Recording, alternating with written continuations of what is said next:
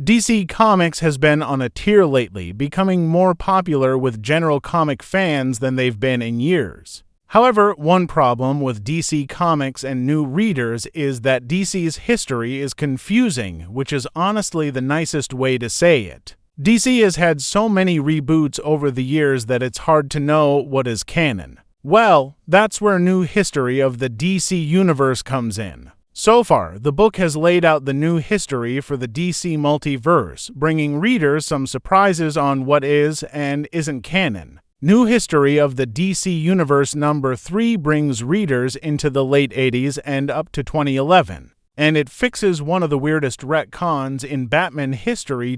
Jason Todd's death at the hands of the Joker is one of the most important moments in Batman history, but in comics, no one stays dead. Todd slept the sleep of the dead for years, but came back in the mid-2000s as the Red Hood. It would take time before we found out how, and it was honestly pretty ridiculous. However, New History of the DC Universe number 3 changes all of that. Taking away this terrible retcon, Jason Todd's resurrection was pure DC-cheesed. Continuity has always been weird, and it got a whole lot weirder because of Infinite Crisis. Infinite Crisis was the sequel to Crisis on Infinite Earths, and it introduced the idea that the old DC Multiverse had still happened, and that brought big changes to the idea of DC continuity. It was revealed that Superman and Lois Lane of Earth 2, Alexander Luthor of Earth 3, and Superboy Prime watched the events of DC history, with Luthor and Prime both being affected by how dark everything was.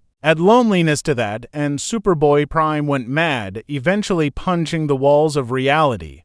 These punches had effects on the DC universe somehow, changing the history of characters. Infinite Crisis brought loads of changes, and this was a good way to explain how weird DC continuity got at times. The walls of reality punching was established in Infinite Crisis Secret Files and Origins number 1, and it would be expanded upon in Batman Annual number 26, which told the story of how Jason Todd was resurrected. Superboy Prime's reality-altering punches made it so that a living Jason Todd woke up in his coffin, broke out, and was eventually found by Talia al Ghul. Fans at the time found this frankly ridiculous. But a lot of people were so happy to have Jason Todd back as Red Hood. Under the Red Hood was great, and it made people really excited for the future of the character. Other than making fun of it, no one hated it. However, the changes wrought by the New 52 meant that Infinite Crisis never happened in that universe.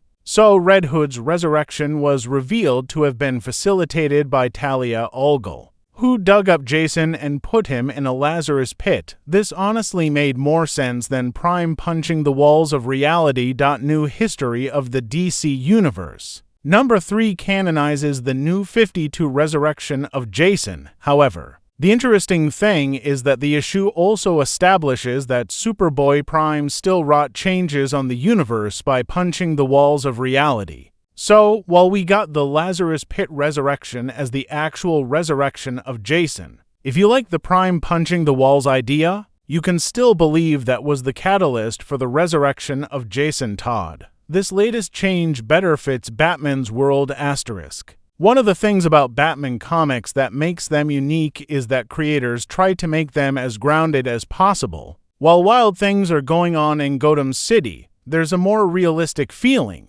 Even the Lazarus Pits have this feeling to them. Sure, they're a way out of death, but they make sense. This is why the original resurrection of Jason Todd felt so wrong. It made more sense for him to be put in a Lazarus Pit instead of being brought back because the walls of reality got punched, canonizing the New 52 resurrection of Jason. Todd just makes more sense than Superboy Prime punching the walls of reality so hard that an alternate universe version of Jason Todd wakes up in the coffin. It uses ideas that we already had from the New 52 to retcon out one of the strangest resurrections ever. New History of the DC Universe number 3 has been fixing the various snarls of DC history, and this retcon is another example of why it's so good. New History of the DC Universe number 3 is on sale now.